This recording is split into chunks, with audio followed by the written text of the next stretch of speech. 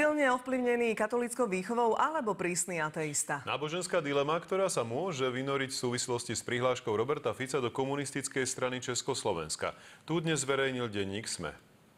Toto je prihláška do komunistickej strany Československa, ktorú si v 80. rokoch podal Robert Fico. Súčasťou prihlášky je aj životopis, v ktorom okrem iného napísal: S náboženskou otázkou som vysporiadaný a zastávam prísne ateistické stanovisko. Robert Fico pred 2 týždňami odštartoval svoju prezidentskú kampaň týmto rozhovorom a hovoril v ňom aj o svojom vzťahu k náboženstvu. Predovšetkým chcem povedať, že ja o tom dosť málo hovorím, ale možno na to je teraz priestor povedať, že pochádzam z rodiny, ktorá bola veľmi silne orientovaná katolícky. Tak určite toto na mňa vplývalo. V rozhovore Robert Fico svoju kariéru v komunistickej strane nespomína, naopak venuje sa tej katolíckej. Neviem, či opäť mi to poškodí, alebo mi to pomôže, ale ja som prešiel svätým krstom, svätým príjmaním, prešiel som dokonca aj birmovkou.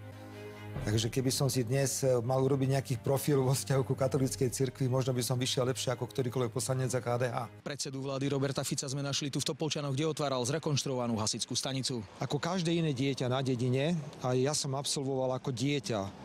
Či už išlo krst, tak ten som naozaj nevedel ovplyvniť, potom bolo príjmanie a potom bola birmovka. Nič iné som nepovedal, popisoval som fakty z môjho detstva. Nikdy som nespochybňoval ani moje členstvo v komunistickej strane, ale po roku 1989 som nikdy ani nepadal na kolená. Podľa politológa však predseda vlády v tomto prípade oportunisticky mení názor podľa situácie. Keď niekto povie, že prešiel birmovkou a následne sa vyhlási za ateistu, to je obyčajný politický oportunizmus. To, čo priniesol tento denník, ktorého nebudem meno pripomínať, sú opäť len nejaké výjavy alebo výsledky posadnutosti, nejaké nenávisti, ktorá tu je. Je to úplne nezmysel. Michal Bujna a Radoj Gas, televízia Markíza.